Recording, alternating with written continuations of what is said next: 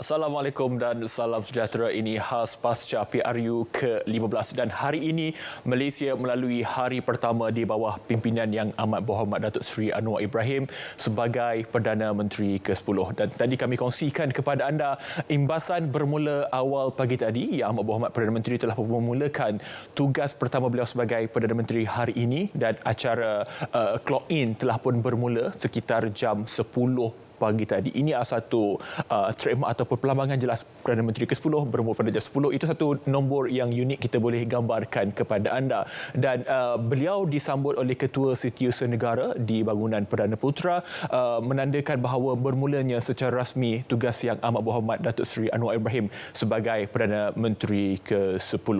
Itu kita boleh kongsikan awal tentang perkembangan dan ada banyak video yang dikongsikan oleh ramai warga maya khususnya. Misalnya wanita pertama telah pun melambai Perdana Menteri untuk memulakan tugas. Itu satu momen yang unik kita boleh kongsikan kepada anda. Dan hari ini kita akan bercakap, kita meletakkan segala kepartian di tepi dahulu kerana fokus kita adalah untuk melihat kepada kerajaan perpaduan yang telah pun tertubuh ini untuk kita melihat bagaimana polisi dan juga kita ingin bergerak kepada Malaysia yang lebih hebat. Tapi sebelum itu, hari ini juga kita melihat dan juga kita ingin mencerap dua siaran media yang telah pun dikeluarkan. Yang pertama, kita keluarkan berkenaan dengan satu kenyataan media yang dikeluarkan, anda dapat lihat di sini, oleh Setiausaha Agung PAS, Taqiyuddin Hassan, berkenaan dengan PAS akor keputusan ke bawah duli Yang Maha Mulia Seri Paduka Baginda yang di Pertuan Agong. Kalau boleh saya kongsikan kepada anda, PAS menjunjung kasih dan mengucapkan setinggi-tinggi tahniah ke hadapan ke bawah duli Yang Maha Mulia Seri Paduka Baginda yang di Pertuan Agong di atas kebijaksanaan dalam melaksanakan fungsi baginda berdasarkan kuasa yang diperuntukkan. Dan PAS juga mengucapkan dan juga mengutuskan ucapan tahniah kepada Yang Amat Berhormat Datuk Seri Anwar Ibrahim yang telah dipilih sebagai Perdana Menteri Malaysia yang ke-10.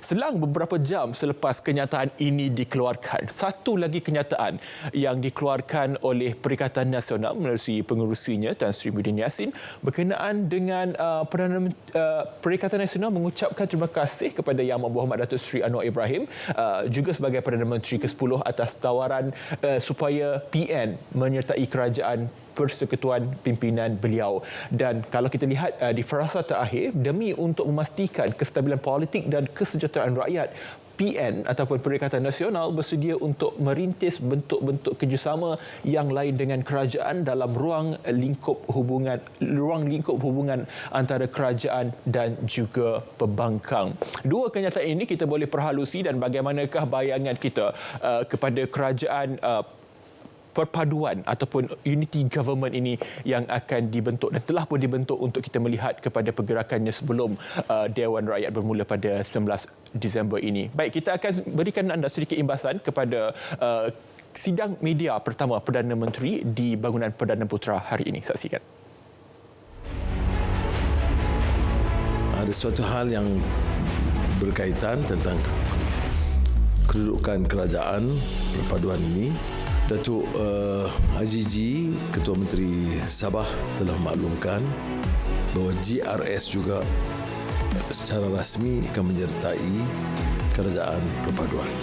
Ini bermakna kekuatan induk kita yang diumumkan semalam termasuk GPS Sarawak dan sekarang GRS Sabah yang menunjukkan bahawa kita hampir atau sudah mencecah kekuatan 2/3 ahli parlimen yang akan memperkukuh kestabilan politik negara dan boleh menumpukan perhatian dalam kerja-kerja kita untuk mengangkat martabat negara, mengukuhkan ekonomi dengan maksud untuk membela nasib rakyat.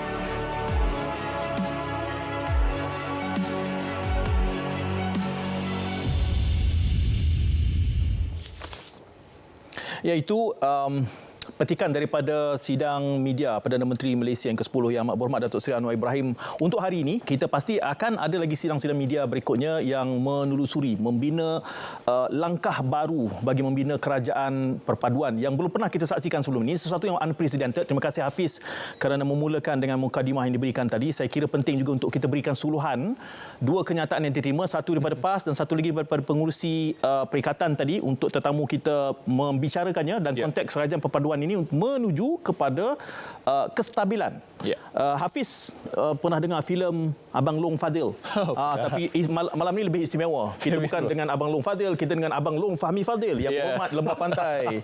YB. Terima kasih. Saya sebut abang kawasan tu sebab memang kawasan ini di bawah jajahan lembah pantai. Ini MP ahli parlimen pertama ni. Secara literal. Secara literal. YB, Assalamualaikum. Assalamualaikum warahmatullahi. Tahniah YB. Terima kasih. Kemenangan bergaya dengan majoriti yang bertambah melimpah ruah. Alhamdulillah. Kak Azam saya punya informal. Dia kata orang lembah pantai suka YB dan terbukti melalui undi. Kita terus saja terjun YB kepada dua kenyataan itu tadi. PAS memberikan gambaran macam okey, boleh berada dalam kerajaan perpaduan, tetapi perikatan pengurusinya pula menggambarkan bahawa mereka lebih cenderung untuk kekal mengimbang sebagai pembangkang. Jadi apa bacaan YB terhadap kenyataan daripada PAS dan perikatan? Ya, dia penting kita sedar dalam konteks keputusan pilihan raya umum. Bila pihak Suruhanjaya Pilihan Raya mengumumkan keputusan jumlah kerusi, ia adalah berdasarkan parti yang bertanding. Okey. Dan penting kita ingat dalam konteks PRU ke-15, bagi pihak Perikatan Nasional, ada yang bertanding bawah logo PN, ada yang bertanding bawah logo Parti Islam Se-Malaysia, PAS. Jadi di situ mungkin kita boleh baca saat Parlimen ke-15 ini dibentuk, maka ada sejumlah ahli parlimen yang akan dikenali pada mulanya sebagai ahli parlimen Perikatan Nasional. Ada ahli parlimen PAS. Walaupun mereka mungkin anggota PAS, ahli PAS tapi bertanding bawah PN, tapi dalam konteks disenaraikan dalam parlimen, pada mulanya mereka akan dikenali sebagai ahli parlimen PAS dan PN. Jadi mungkin di situ itulah yang dimaksudkan oleh Datuk Seri Taqiyuddin sebagai Setiausaha Agung PAS. Walau apapun yang berlaku bagi saya, yang pertama, pada sidang media bukan hari ini tapi semalam oleh Yang Amat Berhormat Perdana Menteri ke-10 Datuk Seri Anwar Ibrahim, beliau menyatakan keterbukaan untuk menjemput parti-parti, semua parti untuk bergabung. Dalam konteks pembentukan kerajaan, dia ada konsep majority government, coalition government, unity government. Jadi dalam yang kita hadapi sekarang ni, seperti yang telah dititah oleh Duli Yang Maha Mulia Seri Paduka Baginda Yang di-Pertuan Agong, pembentukan kerajaan perpaduan, unity government. Konsep unity itu maksudnya semua berada dalam kerajaan. Tidak ada pembangkang. Tidak ada pembangkang. Dia pernah dalam beberapa konteks, contohnya tahun 96 di Afrika Selatan, selepas Nelson Mandela menang pertama kali selepas dibebaskan. Pada waktu itu Nelson Mandela mengusahakan satu unity government. Dalam semua parti di Parlimen Afrika Selatan, hampir semua kecuali satu yang memilih untuk tidak bersama dalam unity government. Dan alasannya adalah check and balance. Dan bagi saya, apa yang kita lihat pada hari ini seakan-akan mengingatkan di mana Nelson Mandela telah sekian lama dipenjara, bebas dan kemudian diangkat menjadi Presiden Afrika Selatan dan mengepalai kerajaan Afrika Selatan. Di Malaysia pula kita ada Datuk Seri Anwar Ibrahim yang telah orang kata ranjau sepanjang jalan 24 tahun dalam usaha untuk menjadi Perdana Menteri, sekarang menjadi Perdana Menteri, dan kerajaan yang cuba dibentuk sekarang ni adalah bersifat unity government. Jadi memang ada paralel dari segi itu. Itu bagi saya agak menarik. Tapi oleh kerana ia merupakan titah daripada Tuanku Seri Paduka Baginda, justru apakala perikatan menggambarkan bahawa mereka ingin kekal menjadi pengimbang, adakah berarti konsep kerajaan perpaduan itu kini has been reduced menjadi kerajaan campuran? Ya, bagi saya konsep kerajaan perpaduan itu adalah semua. Tapi memang kalau itulah pendirian Perikatan Nasional, maka secara teknikal dia bukan lagi menjadi kerajaan perpaduan. Dia menjadi kerajaan gabungan, coalition government. Dan bagi saya ini satu perkara yang memang menjadi polemik. Bila saya mendengar daripada sekarang Yang Amat Berhormat Perdana Menteri, sejurus selepas beliau kembali dari menghadap Tuanku beberapa hari yang lalu, Yalah, waktu itu kita pun first time mendengar proses seperti ini kan. Ya. Penting diingat, Malaysia tak pernah lalui keadaan parlimen tergantung, hang parlimen ini tak pernah. Jadi modus ataupun cara kita menguruskan, cara kita menyelesaikan, merungkai permasalahan besar ni, dia agak novel, dia agak baru. Dan memang kita boleh tengok negara lain macam mana dia buat. Kalau di Malaysia, apakah acuan kita? Di sini kita lihat memang akhirnya kita lihat kehadiran duli-duli yang maha mulia, Raja-Raja Melayu menghadiri satu perbincangan khas di Istana Negara dan akhirnya dibuat satu keputusan. Memang berlandaskan perlembagaan dan saya lihat tidak ada isu sekarang ni. Cuma dari segi peranan yang dimainkan oleh mana-mana parti dalam demokrasi memang ada hak masing-masing. Tapi memang betul apa yang saya sebutkan tadi itu, asasnya adalah dan asalnya adalah titah tuanku. Jadi memang saya sendiri sedikit terkilan ya, tapi apakan daya, kalau itulah keputusan mereka, terpulang pada masing-masing lah. YB, kami memerhatikannya masih menganggap ada pro dan kontra. Cuma apabila kita meletakkannya di dalam kerangka titah, itu mungkin persepsi yang berbeza. Malam ini kita berbincang tentang kerajaan perpaduan dan kestabilan. Saya nak bawa kepada tema kestabilan pula. Kita dalam tempoh penggal yang lalu bertukar Perdana Menteri. Dan hari ini kita belum ada CSA, cuma bunyinya GRS tadi pun yang Amat Berhormat menyatakan sudah ada pakatan-pakatan menjadikan hampir 2/3 kini. Di waktu yang sama, Tan Sri Muhyiddin sebelum ini semalam lewat petang menggambarkan tentang akan diuji melalui undi tidak percaya. Cuma menariknya dramanya berubah apabila malam itu Yang Amat Berhormat perlu mengatakan usul pertama adalah undi percaya. Proses ini, pentingnya undi percaya ini yang dahulu diuji, dicabar sewaktu mana Perikatan memimpin, tidak dilakukan. Adakah ini akan memberikan lebih kestabilan berbanding keep it silent?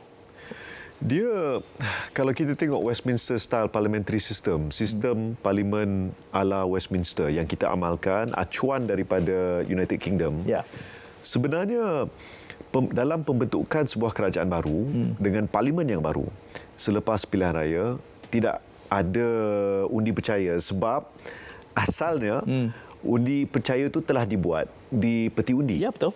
Maksudnya pada waktu itu ketika kita semua keluar mengundi, tengok saya punya masih inai demokrasi saya dah hampir hilang ya. Satu je, bukan empat. Satu je. Ini penting ya. Dan warnanya betul hitam. Warnanya betul merah. Hitam. Tapi itu yang lucu. Rakyat Malaysia dia kata, "Oh, okey, abang keluar satu je ya, jangan empat." Nanti kan. Jadi itu jadi kerusi lain pula kan. Bukan kerusi parlimen kan. Tapi yang menariknya, kita telah lalui pada 19 November yang lalu dan pada ketika itu secara rasionalnya tak perlu. Tak perlu. Ya. Tapi saya lihat bila Datuk Seri Anwar, bila Yang Amat Berhormat Perdana Menteri menyatakan dalam sidang media pertama yang terbuka dengan media hadir beramai-ramai, saya waktu tu terpaksa jadi bidan terjun. Ahli-ahli parlimen ada berkumpul. Tiba-tiba kita tengok, siapa nak uruskan? Tak ada siapa kan. Saya nampak YB enter frame. Saya enter frame. Enter frame. Ini satu perkara yang menarik pasal keadilan ya. Keadilan ni, Parti Keadilan Rakyat ni. Kita ni lahir jalan raya. Dan bila kita lahir dalam semangat tu, dia very practical, pragmatic. Tak ada protokol. Dia tak ada protokol. In fact, kalau ada jawatan pun tapi tak jalan, dia kita akan cari jalan. Terus lakukan kan. Jadi akhirnya saya di bidan terjun. So bila kita kumpul semalam tu, Datuk Seri Anwar, lepas tu tiba-tiba dia nak mula, tiba-tiba dapat panggilan daripada Recep Tayyip Erdogan. Macam, ni live ni. Tu saya pergi bagi tahu dengan dia punya SUS dia. Lepas tu tapi waktu itu bila Datuk Seri Anwar, bila Perdana Menteri menyatakan bahawa perkara pertama, agenda pertama di parlimen ialah undi percaya. Betul. Itu kita boleh baca sebagai satu langkah untuk mematikan langkah politik yang selama ini kita lihat dua Perdana Menteri sebelum ni, isu tu seperti tergantung. Tidak dilakukan. Di Parlimen, kita pernah saksikan sekurang-kurangnya 2 kali. Waktu, terutama bila seorang Perdana Menteri mengambil alih di pertengahan penggal. Dan pernah berlaku 1976, tak silap saya, mungkin, dan juga 2009. 2009. Jadi, 2004. Dan waktu itu, masa 2004 contohnya, waktu Tun Mahathir melepaskan jawatan, Pak Lah mengambil alih, jadi ada dibentang usul undi percaya di Parlimen. Tapi itu dalam keadaan antara dua Parlimen, belum pilihan raya lagi.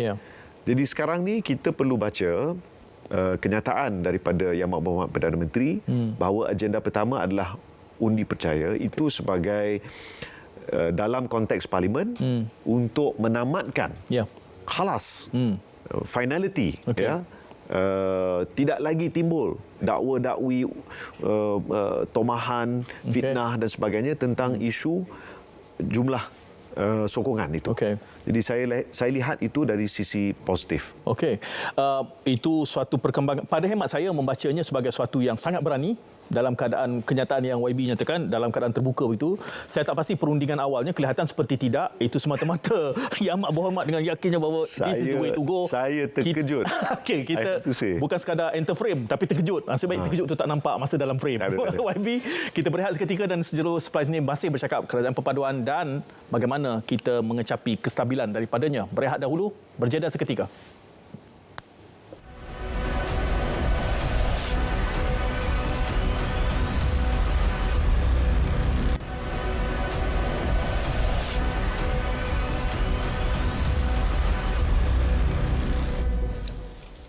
Baik, bertemu kembali dalam khas pasca PRU ke-15 dan kita tahu Perak Perlis sudah pun selesai dengan pembentukan kerajaan di peringkat negeri. Semalam kita juga bersama dengan Ismail Adnan di Kuantan dan kali ini kita sekali lagi akan bersama dengan Ismail di Kuantan untuk kita melihat perkembangannya di Negeri 06 ini. Saya difahamkan Ismail ni kalau ikutkan IC dia 05 Negeri 9. Jadi Ismail, apa perkembangan di Negeri Pahang ketika ini soal kerajaannya, bagaimana Ismail boleh kongsikan perkembangannya dengan kita di sini?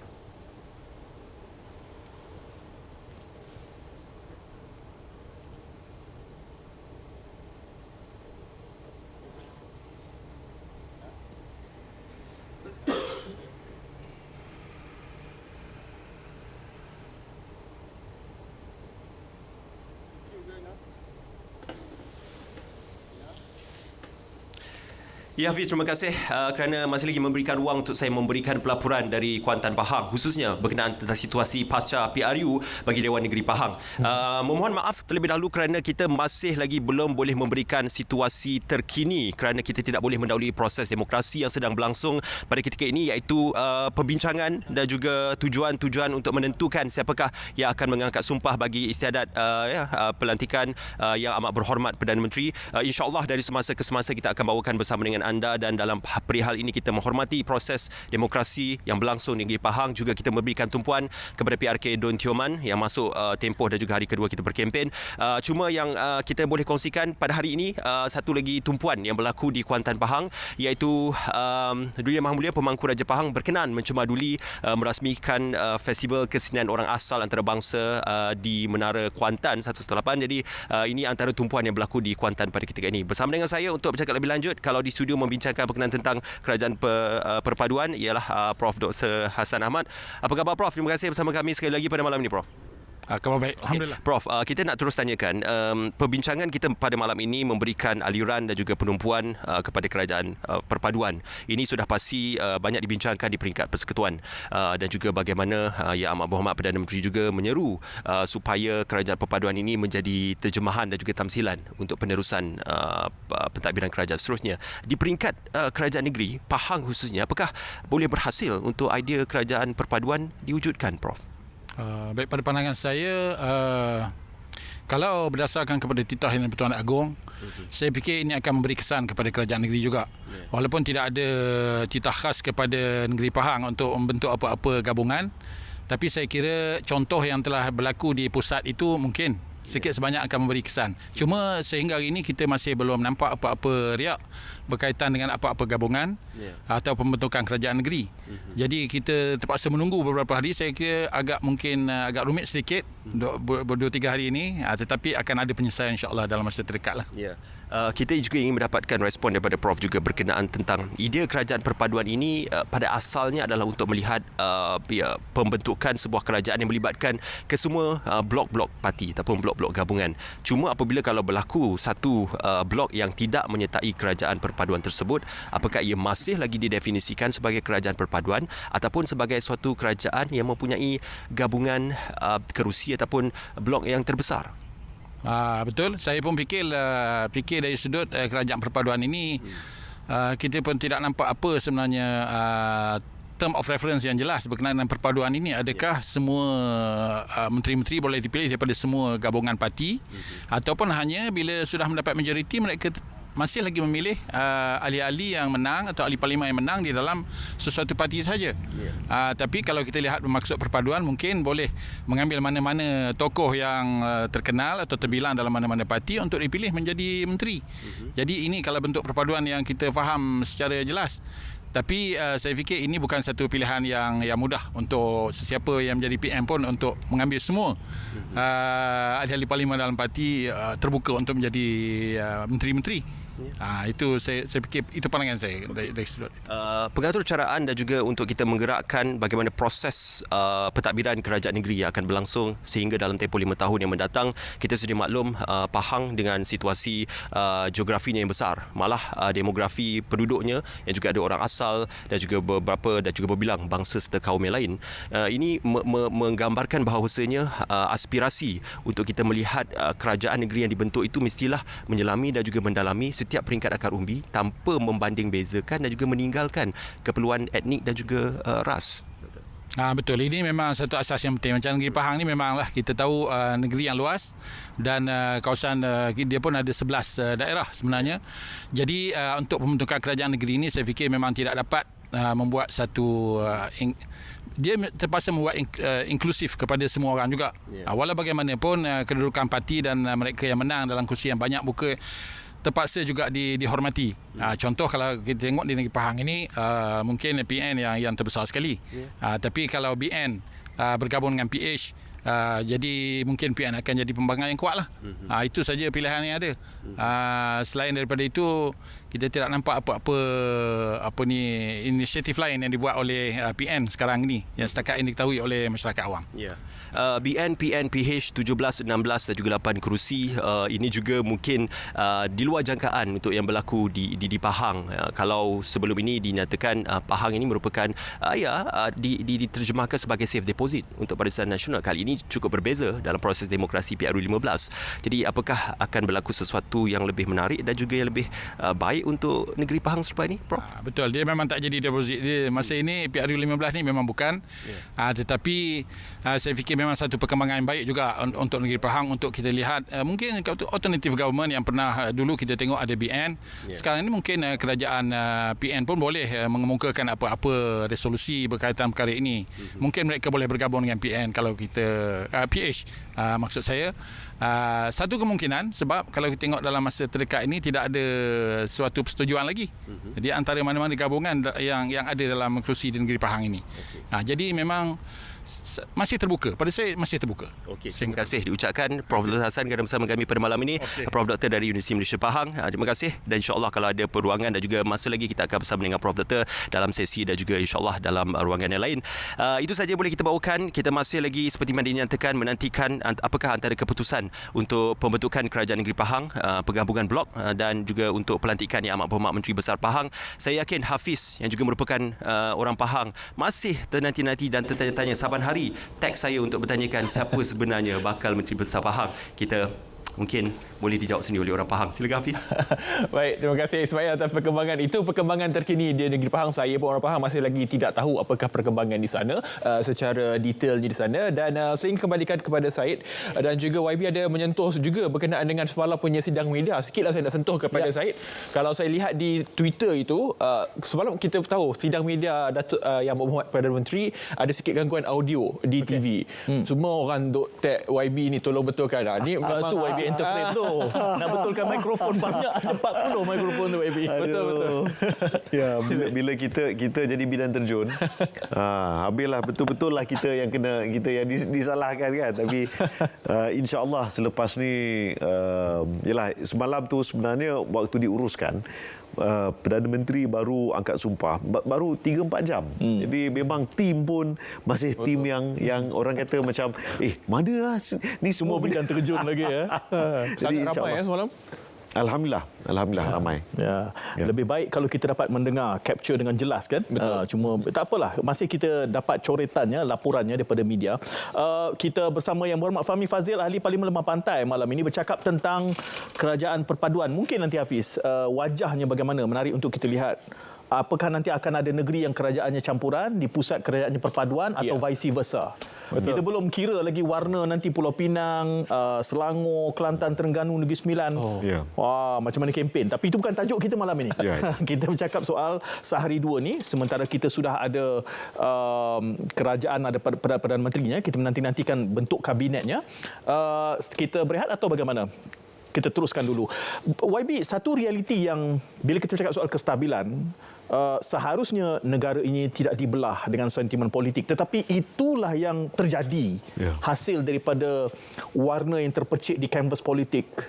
Saya sebutkan di beberapa pentas, saya kata kelihatannya Pakatan Harapan semakin membandar, Perikatan Nasional semakin mengampung. Minta maaf lah, bukan istilah untuk undermine mana-mana, tapi nampak jalurnya, garisnya benar-benar terpisah sebegitu. Apa inikah satu yang perlu kita sembuhkan kerana terbelah begitu sekali? Ya, saya sangat terkesan dengan khutbah Jumaat di wilayah Persatuan Kuala Lumpur hari ini, yang mengingatkan keperluan tentang perpaduan, mengetepikan perbezaan politik. Pilihan raya dah tamat. Tempoh kempen pun tamat 11.59, 18 November 2022. Selepas tengah malam masuk ke 19 November dah tak boleh berkempen dah. Jadi bagi saya bibit-bibit tu patutnya dah kita dah semadi kan dah tutup kan dah end it lah already kan. Sebab there has to be a line, there has to be, orang kata cukup lah kan. Berpada-padalah. Bersederhanalah kita kan. Jadi saya anggap apa yang berlaku tu sebagai satu benda yang perlu kita. Saya sangat terkesan. Satu hari anak saya balik dari sekolah. Dia 9 tahun. Tiba-tiba kawan-kawan dia semua bercakap pasal politik. Oh, ayah awak apa? Ayah awak suka ngapa? Mak awak suka ngapa kan? Jadi saya kata, korang ni budak 9 tahun. Kan? Bukan nak kata tak patut cakap pasal politik. Tapi nak bercakap pasal politik ni untuk tujuan apa? Kan? Maksudnya kalau dibiarkan saja dan seakan-akan mereka ni belajar daripada TikTok, belajar daripada Instagram, belajar daripada Facebook, itu bagi saya bukan pendidikan. Kalau kita nak expose anak-anak yang muda-muda kepada pendidikan politik tu, ia mesti bermula dari bangku sekolah. Maksudnya pendidikan sivik. Mereka faham, politik itu adalah apa, demokrasi itu maksudnya apa. Demokrasi itu, orang selalu ingat, demokrasi itu ialah setiap 5 tahun sekali kita buang undi, tamat, halas. Tak. Sebenarnya demokrasi itu perlu dihidupkan. Diimarahkan setiap hari, sebab kita ni satu demokrasi. Artinya kita mesti bersedia menerima perbezaan pandangan. Tapi janganlah keterlaluan sehingga anak-anak kecil seperti orang kata diracuni pemikiran mereka yang terlalu bersifat kabilah ataupun ekstrim, pelampau. Macam ada seorang bekas adun di Perlis, dia tewas dengan jumlah yang sangat kecil, dalam 120 macam tu. Dia kata anak dia kata, ayah, kawan-kawan kat sekolah kata, ayah awak orang Pakatan Harapan, jangan undi. nanti kang pergi sekolah pakai skirt. Astaghfirullahalazim. Bila saya dengar macam tu, pedih hati saya. Saya jaga lembah pantai. Nur Izzah jaga lembah pantai dah 10 tahun. Saya jaga 4 tahun. Tak ada pun. Dan di Selangor pun tak pernah berlaku perkara seperti itu. Jadi bagi saya berpada-padalah dalam menggunakan media sosial untuk tujuan propaganda seperti itu. Mungkin YB terhimbau dengan khutbah Jumaat tadi. Tapi hakikatnya sementara khutbah Jumaat itu disampaikan, algoritma TikTok masih berjalan hingga ke malam ini. Jadi itu mungkin realiti yang kita akan cuba cungkil perbincangannya selepas kita berjeda seketika bersama Yang Berhormat Pak Hamid Fazil. Jangan ke mana-mana.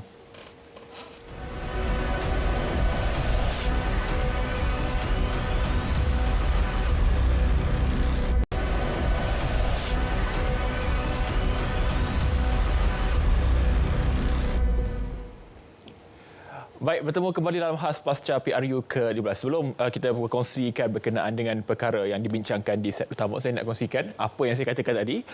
YB Fahmi Fazil adalah bidan terjun dan ini yang dikongsikan oleh YB sendiri semalam. Sempat saya kongsikan. Inilah gambaran sidang media semalam penuh di kawasan itu. Itulah YB-nya berlaku depan sekali. Depan. Yang berlaku sedikit itu nampak merah. Itu kata kenapa YB tiba-tiba merah ketika sidang media berlangsung. Jadi ianya sudah pun diselesaikan. Kita dapat dengar apa yang disampaikan oleh Yang Amat Berhormat Perdana Menteri. Dan sebelum itu Syed, apa yang YB kongsikan juga berkenaan dengan panggilan telefon yang diterima. Ada seorang pengguna Twitter, kalau boleh saya kongsikan, yang bernama Ku Air sini. Kalau kita tengok nama dia Ku AI kat depan tu. AI ni tak tahulah simbol kepada Anwar Ibrahim ke, saya tidak pasti. Tapi dia telah pun merumuskan. Ini mudah bagi kerja kita di media sebenarnya untuk saya bacakan. Ucapan tahniah kepada Datuk Seri Anwar Ibrahim atas pelantikan Perdana Menteri ke-10 Malaysia dari luar negara. Ini daripada Jepun, USA Embassy, Australia. Banyak sebenarnya kalau saya boleh kongsikan kepada anda. Inilah menunjukkan satu makna yang cukup baik kepada pelantikan ini. Dan seperti mana YB kongsikan, satu lembaran baru kerjasama Malaysia dan juga negara antarabangsa untuk kita kukuhkan keuangan, ekonomi yang bertambah baik. Ini yang mungkin boleh kita bincangkan dalam kerangka kestabilan kerajaan perpaduan ini, Syed. Bersama Yang Berhormat Pak Hamid Fazil, nak sebut menteri pula dah awal sangat. Belum. Don't jinx it, guys.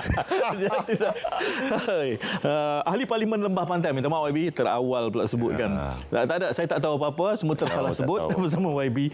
Bila bercakap soal ini, saya teringat semangat di sebalik Pakatan Harapan itu adalah untuk membawa reform. Dan reform ini YB tidak mudah untuk kita laksanakan, khususnya kalau ianya tiba-tiba menjadi satu agenda yang mendadak. Dan kita bercakap dengan nada yang sama untuk mencapai kestabilan dalam kerangka kerajaan perpaduan. Jadi sangat intrikat di situ. Reform, kerajaan perpaduan, kestabilan. Kerana reform ini sentiasa saja akan menjongkitkan lantai. Tapi di waktu sama, itulah janji-janji yang telah dibawakan oleh Pakatan Harapan selama ini. Adakah kerajaan perpaduan ini memberikan opening yang lebih baik untuk reform ataupun sebaliknya? Kita kena lihat reform ni untuk apa, untuk siapa. Kalau reform ni hanya untuk membolehkan satu parti mengatasi parti-parti yang lain, itu bukan reform namanya. Itu taking advantage, kan? Itu mengambil kesempatan ataupun ambil mana-mana yang sempat. Tapi kalau kita lihat dalam konteks Malaysia sekarang ni, kepercayaan pelabur, keyakinan pelabur, nilai mata wang ringgit, kita dah lihat pada hari pertama. Saya tengok dia punya pergerakan FBM KLCI, bursa saham tu, capai je 1.5 petang, bila keluar je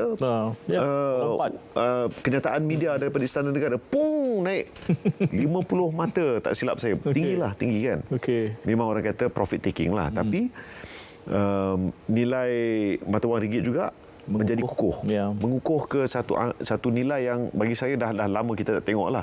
Dan insya-Allah bila kita dah ada Menteri Keuangan, Menteri Haluan Ekonomi, Menteri Perdagangan Antarabangsa, dan kita mula mendengar dasar-dasar yang akan dibawa oleh kerajaan perpaduan ini, saya percaya keyakinan pelabur ni akan meningkat.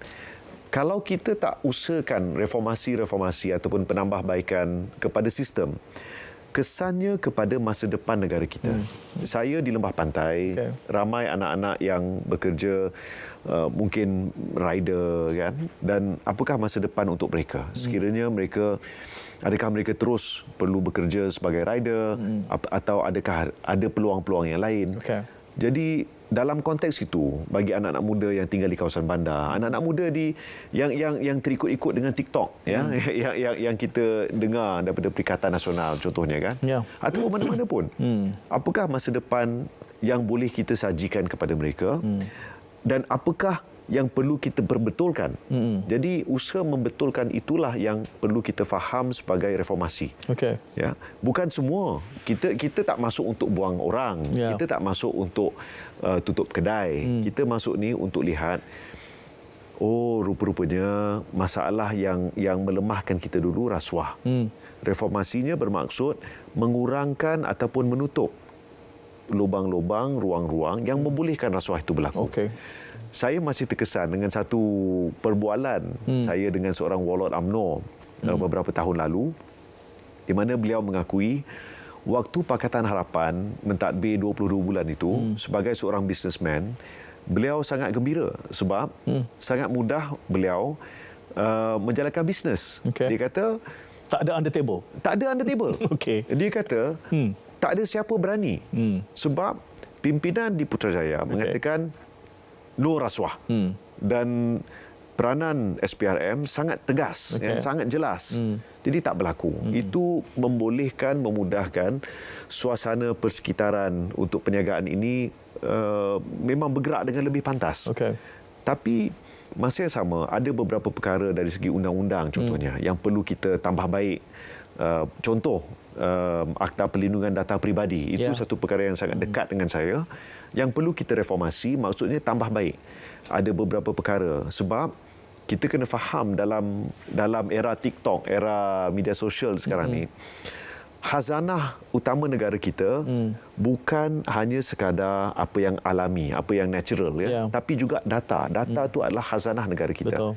Yang boleh kita jadikan komoditi, jual beli, dan jatuh bangun negara sekarang ni, jangan cakap bisnes lah, jatuh bangun negara sekarang ni juga ada hubung kait dengan sama ada selamat tak selamat data kita.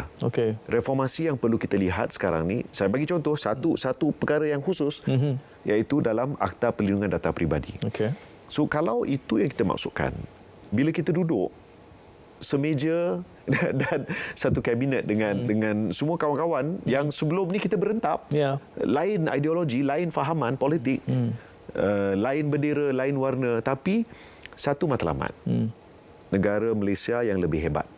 Apakah kita boleh cari titik temu itu untuk rakyat, untuk masa depan, untuk selesaikan masalah yang kita hadapi itu sekarang. Untuk saya tanya soalan lanjutnya, saya nak kongsikan ada visual suasana di dalam parlimen ini, kita kongsi ini. YB tiba-tiba terkejut, dia menjengah ke depan, tak apa.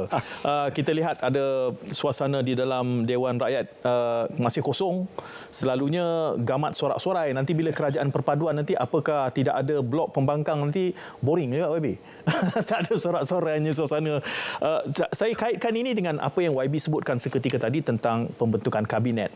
Dan bila kita sebut soal pembentukan kabinet nanti YB, janjinya adalah kabinetnya akan mengecil.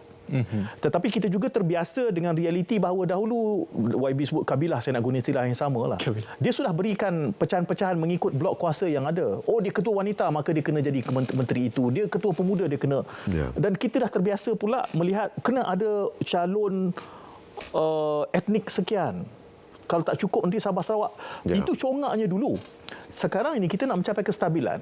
Kerajaannya kerajaan campuran. Kita ada 23 parti, tapi taklah semua mendapat tempat, saya kira. Tetapi congak yang terpakai dulu, yang kononnya menjadi alasan kestabilan sehingga menyebabkan kabinet kita bloated, sudah tidak terpakai lagi. Jadi bagaimana nak menyemuh rasa iri hati, sangsi apabila kabinet itu mengecil dan kita tidak boleh buat seperti dulu? Kalau sanggup jadi menteri dengan tak ada gaji, okey lah. YB dah buat statement. Berapa orang je buat statement macam tu? YB, saya tak tahu. 3-4 orang je saya rasa. Datuk Seri Anwar Ibrahim, YB sendiri. Kita orang kata, okey, mungkin sebab didikan mak ayah saya lah. Mak ayah saya dulu pejabat awam. Mak ayah saya kerja Felda. Mak saya PTD. Mak saya pernah kerja dekat Angkasa Puri ni. Kan? Jadi saya datang dari keluarga yang konsep khidmat kepada rakyat tu sangat dekat di hati kan, dan dia tak boleh tanyalah orang lembah pantai kan, saya tak macam tu kan. Tapi saya pun faham dalam realiti bagi mana-mana kerajaan, mereka orang sering melihat jawatan menteri ini sebagai orang kata imbuhan ghanimah ya, rampasan perang, harta perang kan, harta perang. Jadi kalau itulah persepsi ataupun perspektifnya, maka dia jadi lain. Kalau kita lihat sekarang ni Malaysia, saya tak pernah, cuba bayangkan ya, harga sekilo cili RM25. Harga tepung untuk orang yang pergi makan dekat lembah pantai, restoran, kedai roti canai Pak Ali Tsunami dekat Pantai Permai, ataupun Lancanai dekat Dataran Seri Angkasa. Dulu RM42 satu guni. Bulan 5 tahun ni RM42. Sekarang RM75. Boleh gaduhlah pasal kementerian, pasal nak jawatan apa sekian. Rakyat tengah susah. Harga ayam, telur, nak cari minyak masak polybag, tak jumpa. Inilah realiti. Itulah sebabnya saya rasa kalau kita nak dalam keadaan bentuk kerajaan campuran ataupun kerajaan perpaduan, kita kena letakkan rakyat first. Rakyat betul-betul lah kita tak ada masa. Salah buat kerja ni, salah pilih orang. Na'udzubillah min zalik. Nanti rakyat akan lagi merana. Jadi we must pick the best servis kepada negara, dan memang susahlah. Saya jangkakan kalau dulu kita ada 31, 32 menteri, mungkin kali ini kalau dapat 28, 24, saya hanya boleh sebut I wish you good luck. Itu saja, kita berehat. Kita YB dan kembali sejurus selepas ini untuk soalan hangat agaknya.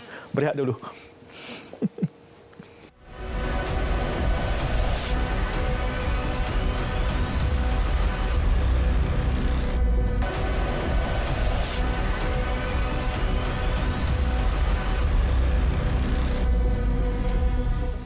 Baik, sebelum Syed mengkhatimahkan ayat semalam, saya ambil semula mengkhatimahkan perbincangan ini, saya nak kongsikan sikit Market Watch ini. Ini selepas Datuk Seri Anwar dipilih sebagai Perdana Menteri, saya rasa semua secara tiba-tiba pergi ke Market Watch ini untuk melihat semalam berlaku peningkatan dan sebagainya. Kalau kita melihat kepada sidang media Datuk Seri Anwar, 2 kali yang sudah pun kita lihat beliau ada menyebut tentang mengukuhkan nilai ringgit. Namun kalau kita melihat kepada bacaan saham dan sebagainya, saya juga kurang arif dalam bab ini, tapi kita faham dalam struktur ekonomi akan berlaku fluctuating atau bahasa Melayunya ada turun naiknya, dan ini adalah bacaan-bacaan yang kita boleh kongsikan kepada anda. Mungkin ada satu tajuk khusus yang kita akan bincangkan dengan perkara ini, dan komitmen yang diberikan dalam sidang media yang dimaklumkan oleh Yang Amat Berhormat Perdana Menteri bahawa kos sara hidup akan menjadi agenda utama dan akan berbincang sesegera mungkin untuk selesaikan, walaupun Isnin dikatakan cuti umum, tetapi ini adalah lebih mustahak untuk kukuhkan nilai ringgit untuk kita melihat kepada capahan ekonomi yang lebih baik. Syed, khatimahnya bagaimana? Banyak istilah Arab keluar. YB 2 kali sebut khalas. Lepas tu dia sebut ghanimah. Ini Hafiz pula sebut khatimah kan. This is so not Pakatan Harapan. Mungkin datang daripada perikatan lah. You all tak dengar Yang Amat Berhormat Perdana Menteri lagi. Biar dia buka. Dan kita tunggu peluang Yang Amat Berhormat datang dan kita uji istilah-istilah. Bila Hafiz timbulkan ini YB bercakap soal kerajaan perpaduan, itu seperkara. Kita mungkin sudah bereskan model-model dan konsep dia. Tetapi kestabilan ini juga sangat terkait dengan kemakmuran. Kalau kita tergencat ekonomi, maka boleh terjongkit segala-galanya. Dan kita tahu 2023 tak lama lagi dianggap akan berlaku fenomena kemelesetan ekonomi. Dalam keadaan kita masih 19 Disember baru nak bersidang, usul, tak tahu lagi usul percaya itu menenangkan atau tidak. Tapi kita ada satu cabaran yang besar tahun depan, dan itu boleh menjongkitkan kestabilan yang kita ingini, Wabi. Ya, memang tak boleh kita nafikan, dan ini keadaan yang dihadapi kemungkinan besar semua negara lah. Jadi bukan Malaysia sahaja. Cabaran bagi kita kalau suasana politik ada orang kata gencatan senjata lah, satu persefahaman, mungkin boleh diadakan CSA dengan pihak pembangkang, kalau ada pihak pembangkang, untuk menenangkan bagi satu tempoh supaya fokus kerajaan adalah kepada isu ekonomi semata-mata. Itu bagi saya boleh membantu dalam penjajaran semula hala tuju ekonomi negara. Itu bagi saya satu perkara yang sangat penting. Semuanya bergantung kepada Menteri Keuangan dan Menteri Ahli Ehwal Ekonomi, Menteri Perdagangan Antarabangsa dan juga Menteri Ahli Ehwal Pengguna yang akan dilantik nanti. Bagi saya, 4 menteri ini akan mainkan peranan yang sangat penting. Kenapa antarabangsa? Sebab kalau kita lihat orang yang nak bawa masuk katalah bijirin, katalah jagung untuk tujuan penternakan ayam, kalau dibawa dari Brazil contohnya, kalau dulu mungkin $400 setan, sekarang ni mungkin $1,200 setan. Jadi memang kos dia sangat tinggi. Jadi kita perlu seorang Menteri Perdagangan Antarabangsa ataupun Menteri Luar yang boleh negotiate, berunding dengan kerajaan Brazil contohnya, supaya perkara itu mungkin apa yang boleh kita lakukan, offset dan itu akan mengakibatkan satu knock-on effect yang positif kepada ekonomi kita. Dia akan makan masa. Dia bukan magic overnight bukan. Yang perkara ini mungkin makan masa 1-2 suku. Jadi saya rasakan masa yang sama rakyat perlu dibantu. Mungkin subsidi-subsidi tertentu perlu ditegaskan. Isu stockpile keselamatan makanan itu akan menjadi satu keutamaan dan menjadi asas kepada semua ikhtiar ini, usaha ini ialah kestabilan politik. Itu sebabnya saya rasa titah tuanku menjurus ke arah perpaduan. Kalau parti-parti politik, pemimpin politik boleh mencapai satu kata sepakat dalam keadaan pasca PRU 14, bukan PRU 15 PRU 14 dulu menyaksikan order lama mula runtuh, order baru belum muncul. Antara dua peralihan ni, kita dalam macam musim peralihan monsun tau. Jadi sementara waktu kita ni, negara kita ni dari segi ekonomi, dari segi sosial dipukul badai, maka kita perlukan nakhoda, kita perlukan bahtera ni, kita perlu stabilkan. Kalau tak karam Malaysia, na'udzubillah. Jadi itulah bagi saya fokus moral pemimpin-pemimpin pada waktu ini. YB sebut soal fokus moral, YB sebut tentang ghanimah, YB sebut tentang 4 kabinet yang menjadi fokus. Saya nak sebut satu portfolio komunikasi. Kita berada di RTM. Kerana saya sangat meyakini bahawa keterbukaan itu akan meredam ekstremisme. Kalau kita boleh bermujadalah, bahkan itu juga pesan Quran, wajadilhum billati hi ahsan, semalam kita sebut lagi. Itu sangat Islamik dan saya mohon kita tak tahu YB akan memegang portfolio mana, mudah-mudahan keterbukaan itu adalah jaminan untuk kita membina pemikiran yang moderat. Kalau kita lihat style kepemimpinan Perdana Menteri sekarang, beliau sangat terbuka. Malah sebelum ni sebagai Ketua Penerangan Keadilan, Pengarah Komunikasi Keadilan sebelum itu, seringkali saya yang terpaksa menjadi bad boy memberitahu rakan-rakan media untuk stop. Tapi style kami dalam keadilan contohnya, memang di awal dulu kita ada certain media ni kita tak benarkan. Tapi selepas tu kita tak buka. Benarkan siapa-siapa nak datang. Sebab kalau kita kekang, kalau kita stop, maka dia akan merencatkan. 22 bulan itu tidak berlaku ini. Apa halangannya? Saya tak pasti, saya tak pegang portfolio waktu itu. Tapi saya lihat sebagai abang long kawasan, memang sekali-sekala ada dapat terima mesej, panggilan, saya faham. Mungkin saya, sebab didikan saya, mak ayah saya datang dari keluarga pejabat awam. Mak saya pernah berkhidmat dan dia pernah menjadi TKSU, KP, ayah saya KP Felda. Jadi memang saya faham mentaliti dan tak mudah untuk kita bawa satu perubahan bila orang dah selesa dengan satu style, satu cara. Tapi kalau kita boleh kata, kita boleh makan roti canai setiap hari, tapi jantung nanti akan ada kesan. Jadi kita nak didik orang supaya makanlah lebih sikit sayur, makanlah lebih sikit ni. Mungkin caranya ialah marilah kita sama-sama bila kita duduk makan sarapan pagi, boleh. Kita makan oatmeal sikit, kita makan roti bijirin sikit. Kalau nak makan tu makan, tapi mungkin janganlah makan satu, makanlah separuh. Itu misalan yang saya gunakan untuk menunjukkan nak bawa perubahan, terutama kepada sistem organisasi yang belum begitu bersedia. Dia mesti baby step lah, sikit, dikit-dikit. Ya, InsyaAllah dengan niat yang ikhlas. Kalau kita tahu macam saya sebut tadi, bukan untuk buang orang, tapi fokus kita kepada rakyat. Kalau itulah menjadi matlamat kita, nawaitu kita jelas, ya, insya-Allah kita akan mudah-mudahan berbesong capai ke destinasi. Wabi sebut baby step selepas 20 bulan, ini masuk bulan yang pertama, 23 bulan, dia dah masuk 2 tahun dah boleh bercakap dah.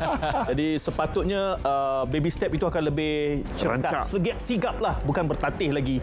Kerana kita meyakini, Hafiz, media ini kalau dititip dengan betul, keterbukaan dan integriti itu penting. Pastinya kita dapat membasmi ekstremisme di dalam pemikiran, dan itu yang kita harapkan. Sekurang-kurangnya komitmen kehadiran YB pada malam ini, ya, ada keterbukaannya di situ, saya sangat hargai. Mudah-mudahan kekal sehingga habis penggal ini. Itu yang kita harapkan, Hafiz. Ya, dan kita mengharapkan Yang Amat Berhormat Perdana Menteri Datuk Seri Anwar Ibrahim dan juga pasukan kabinet yang akan dibentuk nanti mempunyai daya juang yang kuat untuk membentuk tata kelola pentadbiran ataupun good governance yang baik. Itu perkataan digunakan oleh Yang Amat Berhormat Perdana Menteri. Tata kelola itu satu perkataan baru untuk kita semua yang pertama kali mendengar. Terima kasih kerana menonton pada malam ini. Saya Hafid Olsen dan saya Syed Munawar menemani Yang Berhormat Fahmi Fazil. Kita jumpa lagi. Assalamualaikum, salam muhibah.